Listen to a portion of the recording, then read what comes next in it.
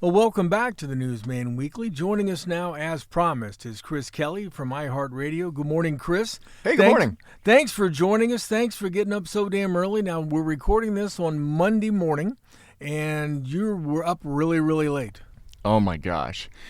Just got back from Mexico, and everything was fine. And we talked all the way back about how everything was smooth, and nothing was going wrong. You jinxed it. No delays, no nothing, yeah.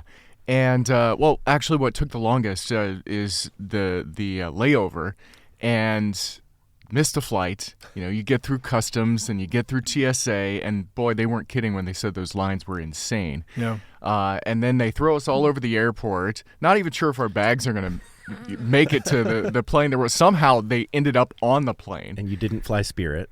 No. Okay. I would have been taking a taxi or something. I don't know what I would have taken back.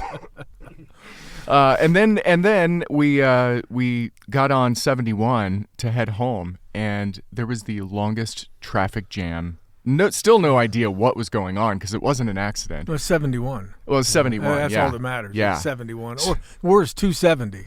You know, there have been entire families raised on 270 going around Columbus. They're still stuck.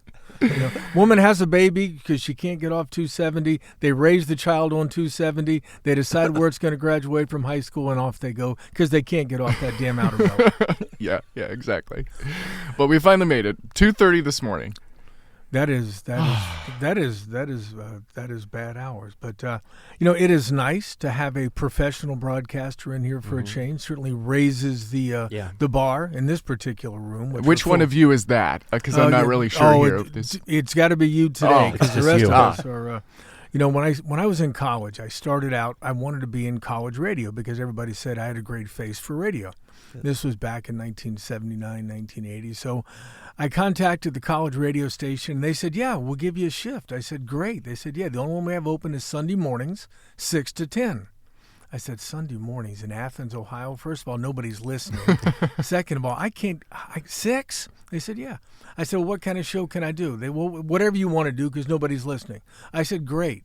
So I got together with my producer, a guy named Steve Clausen from Bucyrus.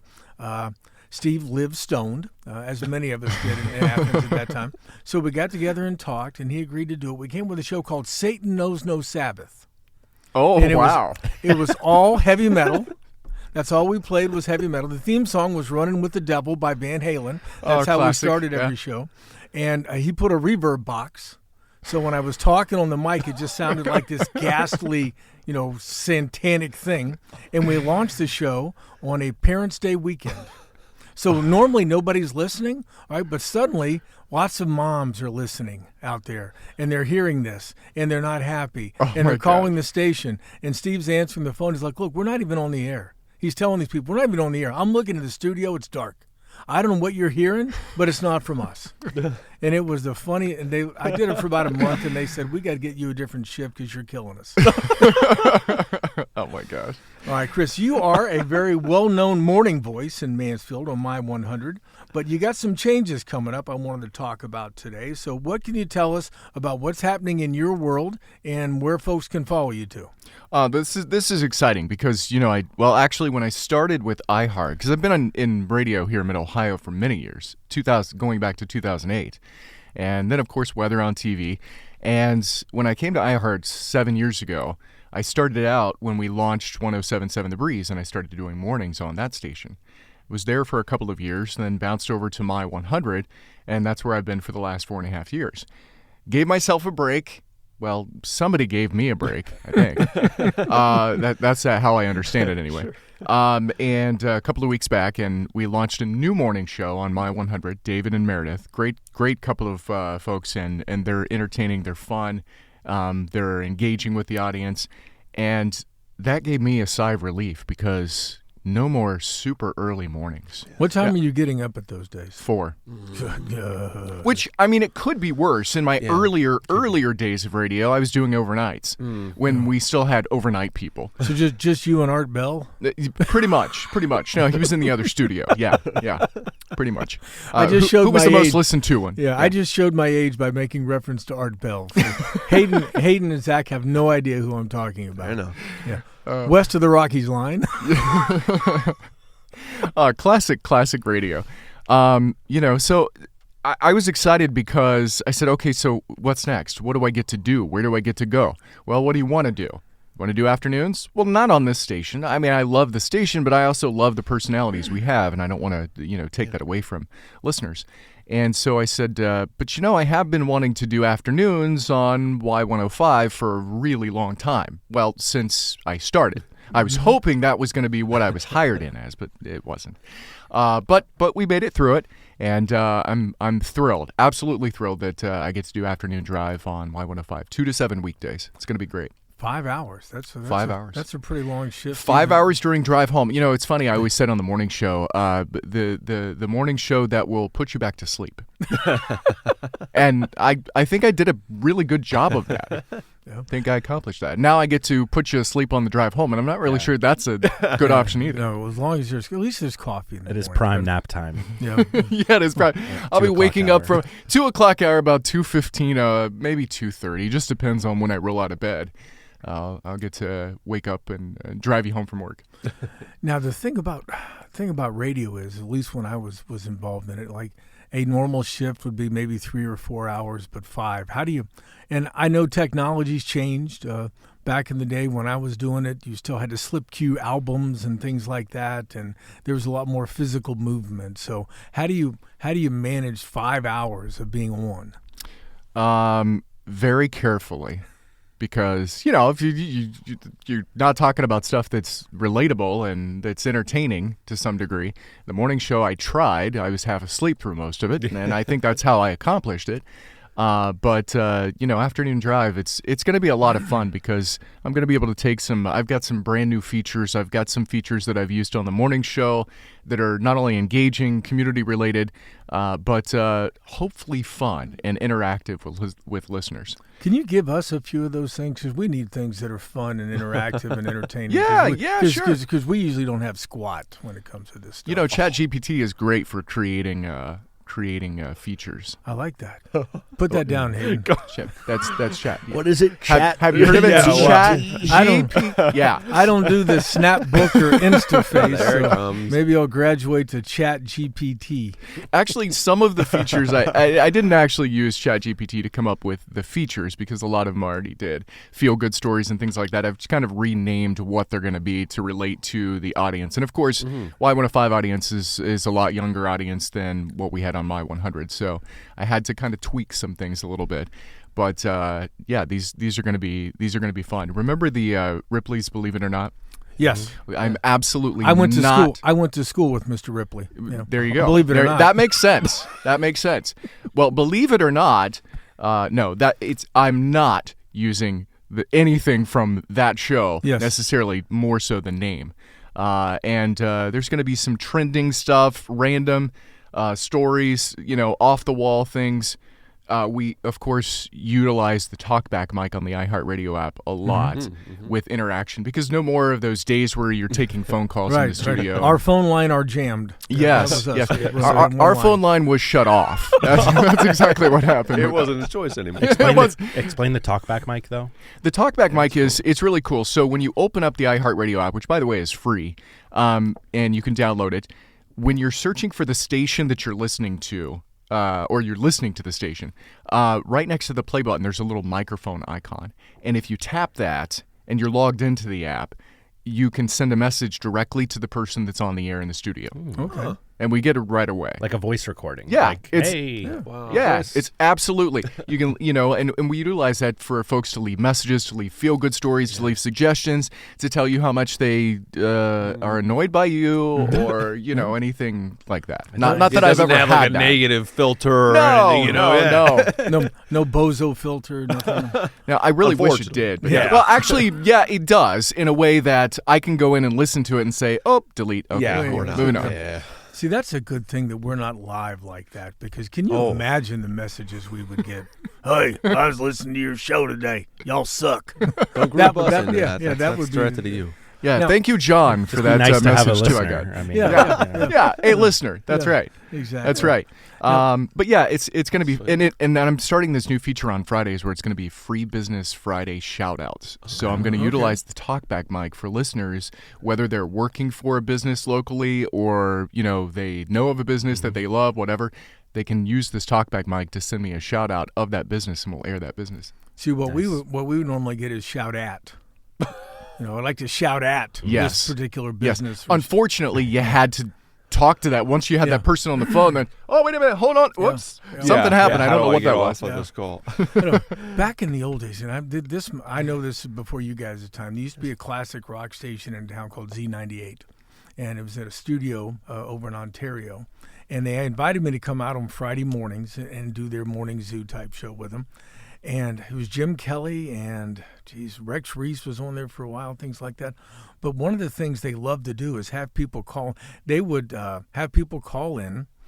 First of all, they would. The bit was, okay, call in while you're in your car and let me hear your engine, and I'll tell you what the make, model, and color of your car is. Wow. Yeah. So somebody would call in. They'd have to say, okay, Rex would say, rev up your engine. They do it. And they say, okay, I'm 74 Volkswagen Beetle. Like, no, you're an idiot. It's a 99 Buick Chrysler. Oh, okay. What color is it? It's blue. All right, thank you. Sorry, you beat us today. And then they hang up. Well, then they quickly change the recording. So this guy calls up, revs his engine, and Rex goes, okay, so it's a 99 Buick, it's a Chrysler, and it's blue, right? Yeah, you got it. They would get him to say that on the recording, so they just quickly taped it over, and we never lost that one. Those are fun things you can do with live recording. Yeah. Yes. Now, one of the things, obviously, when you move from one station to another, there's going to be musical format changes. Talk about what it's like to move not only from one shift to another, but maybe an entirely different musical format. And how do you, as someone who plays this music, stay excited about it, even if it's like maybe a format that's not your favorite? That's a great question because I've been doing this radio thing since the age of 14. So a long time and a long list of formats that I've been on. Country is the only format, country and talk, which oddly enough, I should have been on talk, but I don't care anything about politics, but I really am, I can talk, Yeah.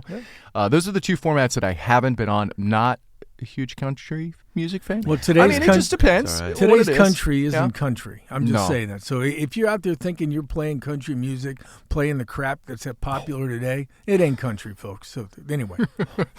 Unless you listen to WNCO, and then that's, of we course, do a lot yeah. of country favorites. There We've you got go. the 90s and Yeah, the yeah. 2000s, so a better variety of country. But the formats that have been my key formats have been light rock. That's where I started. Mm-hmm. And so even today, that's still my favorite format because it's what I grew up listening to. It's what my first radio format.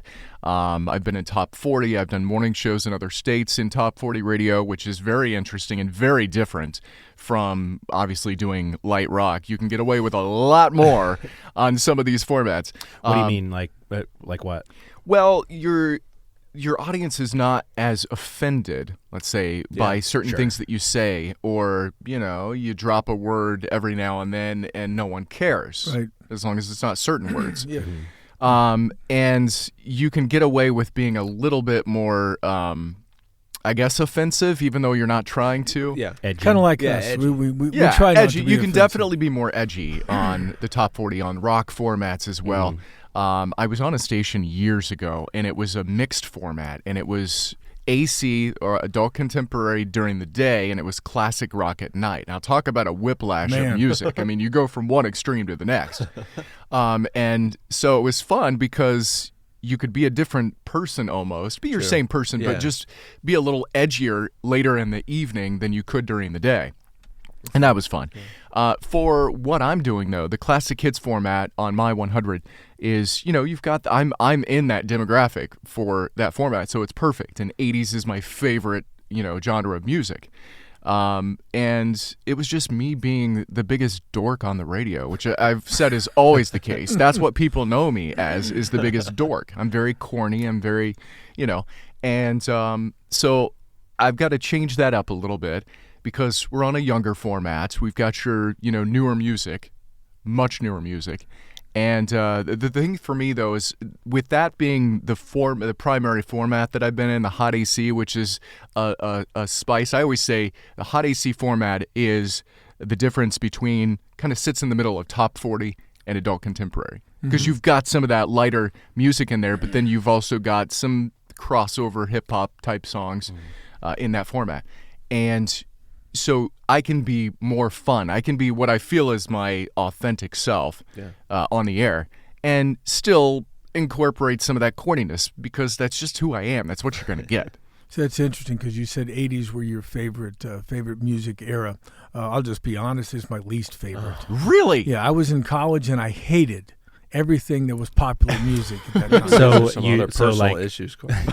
Well, I mean, I was listening to Led Zeppelin and the Doors. Right. All right? Oh, well, didn't- okay, no, yeah. I- Yeah, so I you get weren't that. into the hair metal. You weren't into Van Halen. No. Or okay. No. And then obviously like Michael Jackson, pop 80s, and No. and you didn't catch the new wave bug. No. Okay. Do I All right. look like I ever caught a new wave anything? Well, I've seen some pictures of you from the, right. Yeah, we were doing air bands. We were doing AC/DC, Yeah. Molly Hatchet, Yeah. Leonard Skinner. That's Yeah. the So air you band. were an old man even back then. Oh, I've Yeah. always been an old man. I came out of the womb like bitching. I mean, that's just the way it was. I looked at my mom. I said, "What the hell took so long? It's been dark for 9 months. Get me the hell out of here." Now, I know what attracted me to radio, and again, it was primarily my looks. But when you were deciding what you wanted to be when you grew up, how did you decide radio? It's funny because my first radio job was in Bellefontaine, and because that's where I grew up, and I had really no idea prior probably to 7th grade, because I went on, we had job shadows back then, which I'm assuming they still do now. I don't know. It feels like 100 years ago.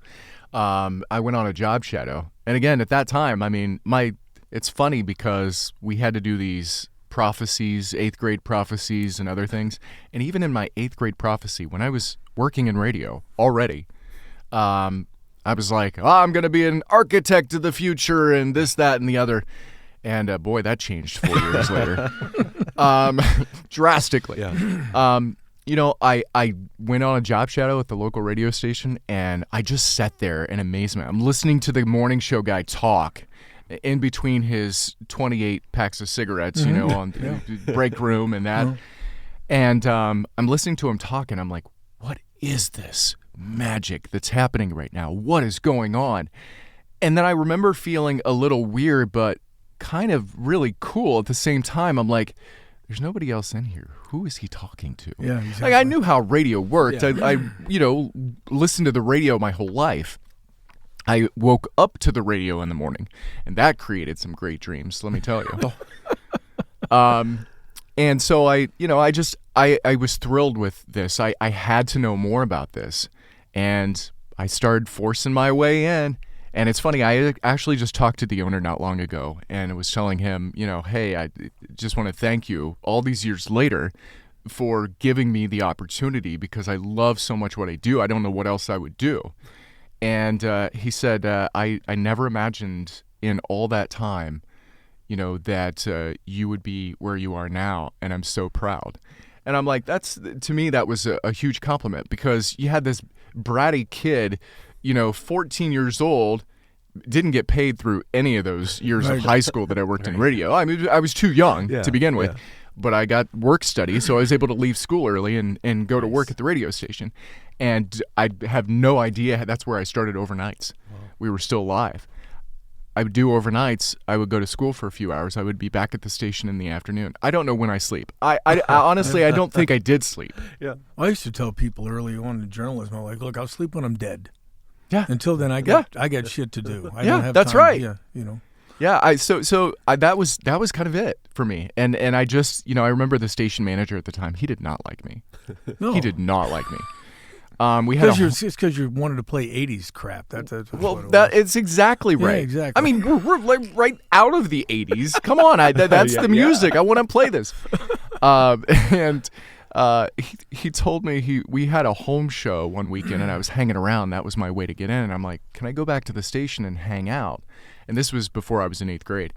And he's like, the station manager's like, no, that's not a good idea. No, we can't do that. he went on vacation the next week I was there. And he's like, "What are you doing here?" I said, "Oh, the owner just said I could hang out and teach myself some stuff and learn some stuff." And the rest was history. And, of course, his job was, too, shortly after that, so I didn't feel so bad. Man, and when you did reach the age where it's like, all right, I'm going to get paid and do this as a career, you had so many hours built in already. Yeah, I did. And I learned so much because, there was only a few people there at the time, and I had to learn from whoever I could that was around that was not annoyed with this kid being here. It was funny because that first weekend that I was there, I spent the entire weekend at the radio station. I slept on the floor in the studio one night. But I was awake the rest of it, from Friday morning all the way through. I remember it was Sunday morning sometime early, and the overnight girl was on the air. And I just was crashing hard. And I'm like, I need to sleep. And I remember waking, I don't remember much after that until I woke up. And I woke up on the floor, and she was still on the air, and I'm just like, I didn't think about this then, but now I look back and I'm like, what in the world was she thinking? What was going on in her mind? You had this kid sleeping on the studio floor. What is this? That's Not gonna look violation. the other way. That's got to be a violation of several laws. Well, probably, but it didn't happen. No, if there is, so yeah, that's okay. Yeah. Now, the radio business, much like the newspaper business, has changed since you and I got involved. Yes. Journalism jobs, there's been a lot, especially back in the day when I was working for corporations like Gannett and Thompson and Cox newspapers, things like that. I continued to see a consolidation, shrinking. They realized, they realized they don't need as many people to do the things, and they could gain. One of my favorite expressions was, "We're going to gain efficiencies." Okay? Oh, yeah. When somebody from corporate tells you they're going to gain efficiencies, 18 people are about to lose their jobs. So I know some of that has happened in the radio business. So how do you deal with that on a local level? Because obviously iHeart is a very large radio company. Yep. And they, like newspapers and corporations, have consolidated over the years. What have you seen? How have you handled it? And what's it look like going forward? Well, I'll tell you, being in the business this long, it is definitely an experience. I mean, I've only been in radio. Getting fired is almost like congrats. What's up next? Because it just happens so much for one reason or another.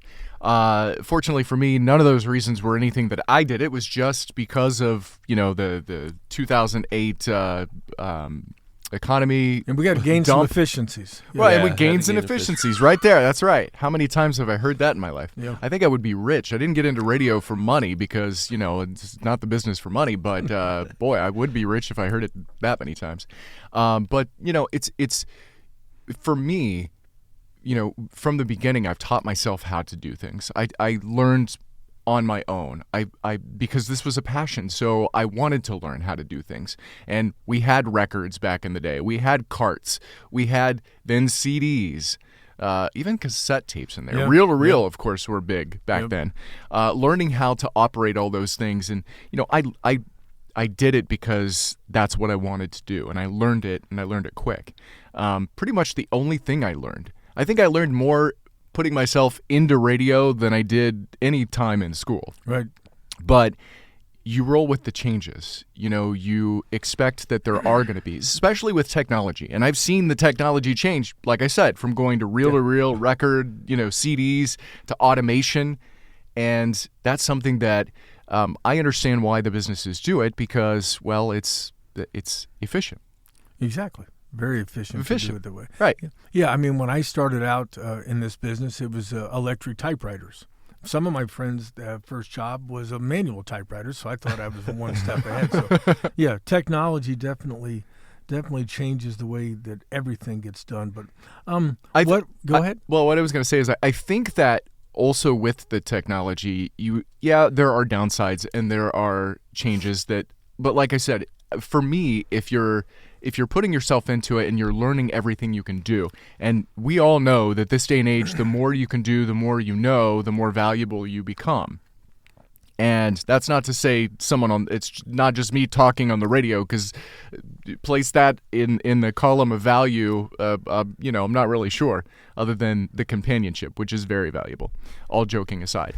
But I feel like if I hadn't allowed myself to advance and to grow and learn these new ways and take on more responsibility, then I wouldn't be here. I mean, that's just something that we have to do. Unfortunately, some people aren't so lucky when it comes to those decisions being made. But I've pushed myself hard, and I've taken on as much as I possibly could. I mean, more in my life right now than I have in my entire career, because I oversee 3 markets in Ohio. That's 14 radio stations, Mansfield, Marion, and Defiance markets. I was over Wheeling a couple of years ago, and Parkersburg. So I think that you take that on and you just go with it, and you realize that, okay, these are some good changes, even though, it may impact certain people, and in myself even. Hey, tomorrow I could be, on the beach somewhere, literally. Yeah, or yesterday, yeah, exactly. Or yesterday, yeah. You mentioned. Well, go ahead, Zach. You had something. I was just going to say, you talk about learning all these new things, and what advice would you give to like younger people today that want to go into broadcasting? Let's say someone was coming into some crazy 8th grader was coming in to shadow you.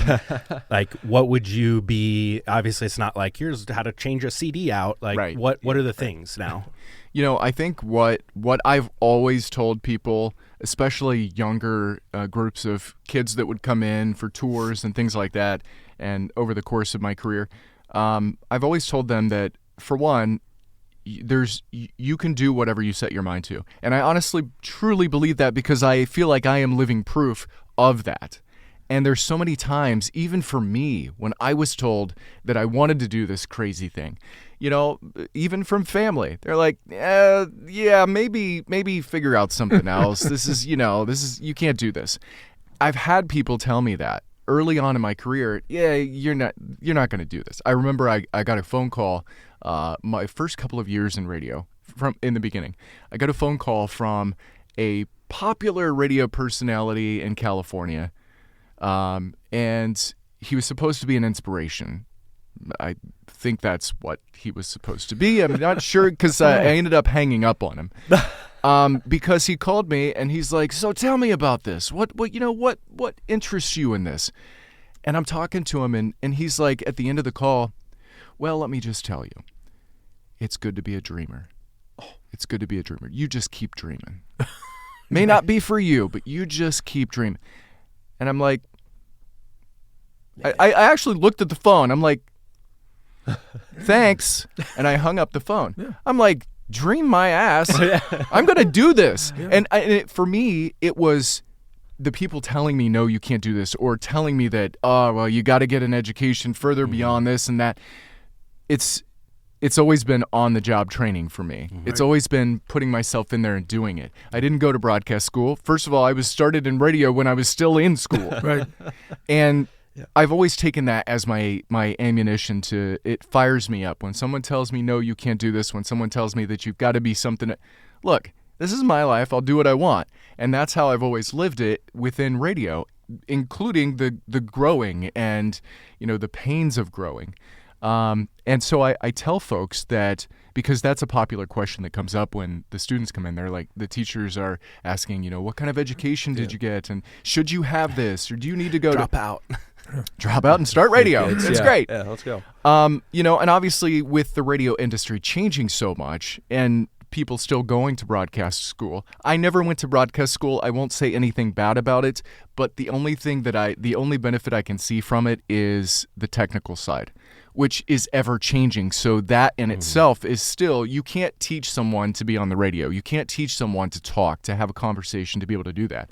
Right. And trust me, I've got tapes from back when I was on the radio, and it's embarrassing for me to even listen to by myself. I'm like, they let this on the radio? What were they thinking? But over the years, and I've had people tell me that have been, longtime listeners when I was younger and heard me grow up over the air, that, we grew up, or you grew up with us. We listened to you evolve into sounding so immature to finding your place. And so I guess what I'm getting at, this long-winded way around, this feels like my trip from the Dallas airport, through the Dallas airport, through customs and everything I just experienced. what I would say is, if you have a dream, if you have a passion, and I didn't know exactly that's what I wanted to do when I went on that job shadow. I discovered it at that moment in time that I was there, and I couldn't look back from it. So I would say, if you're not sure, that's completely fine, because who is? Right. Especially at that age. I'm still not sure what I want to be when I grow up. Well, I'm waiting for you. I'm excited for Thank you. when you figure that out. Yeah, I'd like somebody to help me do that. I'm still trying Just to keep figure- dreaming. Yeah, keep dreaming. Keep dreaming. Yeah. Keep dreaming, Carl. Yeah, journalism. That's not dreams. Dream That's on. nightmares. That's what nightmares are made of. Now, I know you guys got some fun stuff coming up involving Akron Children's Hospital. So tell us about that, and what should people know? Yeah, so we're working on some things, and especially with being on Y105 and being the perfect audience for younger families, and everyone has utilized, or everyone in our, not everyone in our community, but folks in our community have utilized Akron Children's here locally, and obviously with the expansion of the mental health there, that's going to be beneficial to folks too. And many of our radio stations, iHeart stations throughout, Northern Ohio, do radiothons for Children's Miracle Network, and they benefit Akron Children's. Yeah. The great thing and I'm big on radiothons. We did the Pause-a-thon for a few years. Mm-hmm. That was great. But I've always wanted to do a radiothon. I'm like, put me on the radio the entire day so I can talk nonstop. Let me do it. And do something. And I've, of course, evolved into a person who cares truly about what we do, and making radio. I've always said this, because people are like, well, what makes radio local? Well, it's what resonates with the people who are listening locally. Mm-hmm. You're talking about things that you're doing locally, that resonates. You're doing things that benefit people locally, that's where people want to be involved. And so, in trying to figure out ways that we can do that, we're like, hey, let's look at Akron Children's. So we're going to be working on doing a radiothon for Akron Children's, full day radiothon. Not exactly sure the date just yet. Mm-hmm. And so I'm very excited about that, because this is something that's near and dear to anyone who has children, right? Because it can impact anyone. And so I'm really looking forward to that, and just being able to, again, give back in a way. And I look at myself as a voice for those who don't have a voice, or for those who, I don't know. I lost I'm so tired right now. Damn. Well, now go ahead and start a marathon now, radiothon now. I think we should right now. All right, what's the unofficial kickoff? Next 12 hours, we'll just sit 8:30 here. a.m. Yeah. So you have to be careful about what you wish for. When the first thing I did in radio was on East Green in Athens. It was WLHD. It was carrier current. You could only get it on the East Green, and you literally had to plug your radio into the electrical outlet in order to get it. But the program director said one day, hey, I got this idea. Not promotions director. Let's do something for East Green weekend. It's coming up. I said, yeah, cool. Let's do that. He goes, okay, I got this idea. How about a radio marathon? I said, yeah, that sounds fun. He goes, but, we're 850 on carrier current, so let's do 85 hours. I said, yeah, wow. let's do that. Yeah. Wow. Who are you going to get to do that? He goes, well, you. You'll take half. You're going to do it? So they gave me this dumb idea, and it's still, I'm 65 years old, and it's still the hardest thing I've ever done in my entire life. Thursday morning at 6, I think, until Sunday night, when we signed off. And slip queuing records the whole time. I mean, at some point, like 2 a.m., you put in Rush 2112 side 1, and you just let Heard it through the grapevine, Yes. 10-minute version. There you go. Exactly. Everything, Oh, Freebird for the 18th time, the live 17-minute version. Here you go. But no, that was the hardest thing ever. I couldn't. Yeah. The room began to take different dimensions. It got wider. It got longer. Yeah, you were tripping, dude. Oh, I definitely was. And I made a mistake, and you probably experienced this. I made a mistake the first night and drank way too much coffee. Oh my gosh. I mean, when now it's 4 a.m. Friday morning and your hands are shaking and Shaking, you're wired Tommy's talking and you're to trying you. to put on this album and nobody. and you still have the whole weekend to go. Oh yeah. And then you realize coffee's not the answer. I mean, it No. is now, but it certainly Beyond wasn't. ambitious. I worked for a station in Columbus years ago, early 2000s, and they were doing the 95-hour marathon for Children's Hospital. Oh. And I was able to be a part of that and help. And I'm like, the host and co-host, they did this the entire week, and they stayed awake. I have no idea to this day how they did it, and they were doing that for like 20 plus years. Yeah, I'm like, how do you do this? They took 2 weeks vacation afterwards. Yeah. Right. I will tell you, when we signed off Sunday night at 8, I went to the dorm room where I was living. I think it was Gammertsfelder Hall. We had like 15 people in the room. We're going to have a party to celebrate. I drank 2 beers, smoked a joint, and slept for the next 18 hours. But missed an exam the next morning. But who cares? It's college. Sounds like an average week for you. Yeah, well, that kind of was. All right. Anything else, Chris, in terms of what's going on with iHeartMedia locally that people should know about? Well, I'll tell you, I'm just excited about the changes that we've made to My 100, the morning show. I invite you to check it out for sure. David and Meredith, great couple, and they're very entertaining, and will probably keep you awake a little better than I did, I think. And now you'll put us to sleep. And now I'll put you to sleep on the drive home. Like I said, I'm not sure how that's going to work out. No, the great thing about doing that, and I was going to mention this earlier, the great part about doing that when it comes to the music and how I transition is I do weekends on WNCI in Columbus. So, top 40 station, heritage station. And I love a lot of that music as well. The 80s are still hold the place in my heart. I'm sorry. Thank you. I appreciate it. You're welcome. Condolences, very nice.